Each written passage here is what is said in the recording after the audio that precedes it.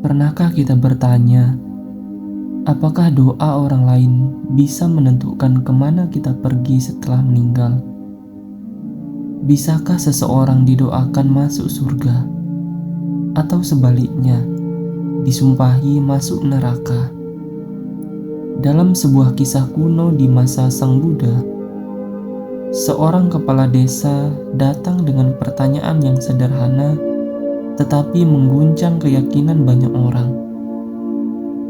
Dan jawaban Sang Buddha bukan hanya logis, tetapi luar biasa menyentuh.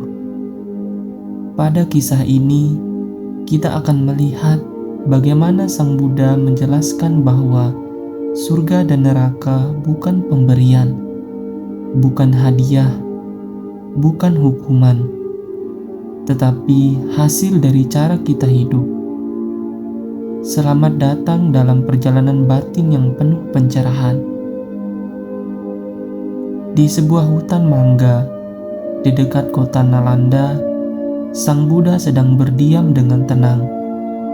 Sinar matahari sore jatuh lembut melalui dedaunan.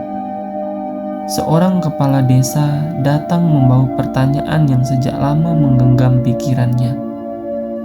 Kedatangan kepala desa Asibanda Kaputa, kepala desa terkenal di wilayah itu, datang menghormat kepada Sang Buddha. Dengan rasa hormat, ia duduk di satu sisi, kemudian bertanya, "Yang mulia, para Brahmana di wilayah barat melakukan banyak upacara. Katanya mereka dapat mengantar orang mati ke surga. Tetapi orang-orang berkata, Sang Buddha bisa membawa seluruh dunia ke surga setelah mati. Apakah ini benar?" Ini adalah pertanyaan yang dalam, dan jawaban Sang Buddha jauh melampaui apa yang dipikirkan manusia kala itu. Buddha tidak langsung menjawab. Justru beliau balik bertanya, "Bagaimana menurutmu kepala desa?" Lalu Sang Buddha memberikan perumpamaan sangat sederhana. Jika ada orang yang sepanjang hidupnya membunuh, mencuri, berbohong, penuh kebencian, penuh keserakahan, kemudian orang-orang datang dan berdoa supaya ia masuk surga, apakah ia akan masuk surga? Kepala desa menjawab, "Tidak, Yang Mulia." Buddha melanjutkan, "Seperti melempar batu besar ke kolam, walaupun 1000 orang berdoa agar batu itu mengapung, apakah ia akan mengapung?" Kepala desa menjawab lagi, "Tidak, Yang Mulia." Lalu Sang Buddha berkata, "Demikian pula, bila seseorang dalam hidupnya melakukan banyak kejahatan, ia akan menuju ke tempat kelahiran yang menyedihkan, bukan karena doa, tetapi karena perbuatannya sendiri."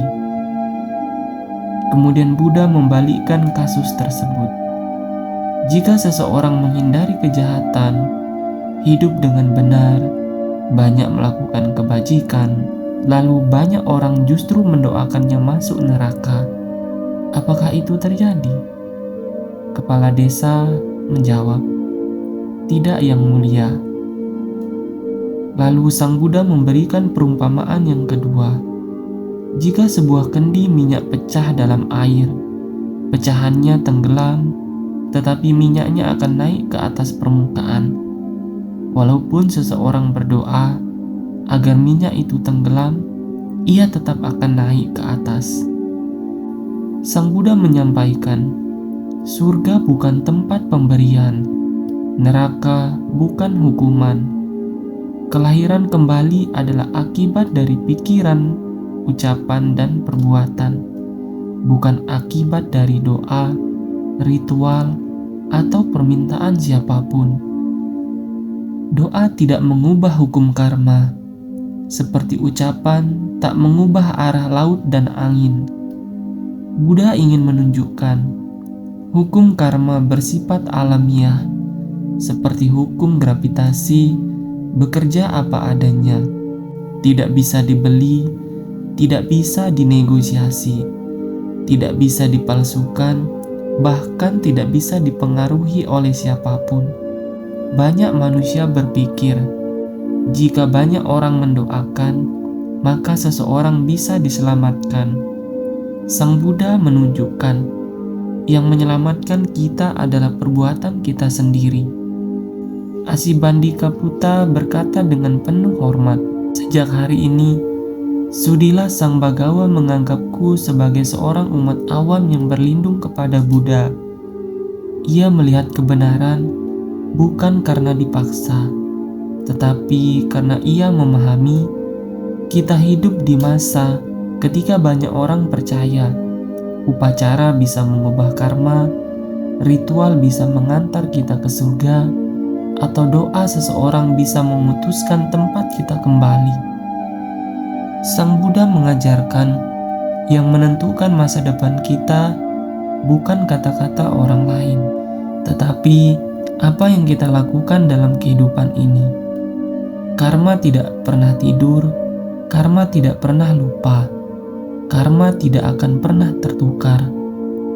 Mari kita renungkan, jika hari ini adalah hari terakhir kita hidup, apakah kita sudah menjalani kehidupan dengan kebajikan?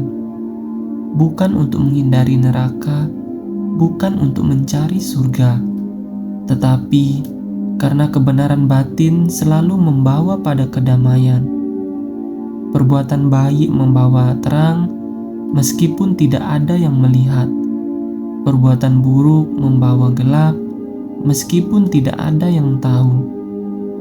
Semoga kisah ini menjadi cermin bagi kita, sekaligus pelita dalam kehidupan kita. Semoga kita selalu ingat bahwa jalan menuju ke surga adalah batin kita sendiri.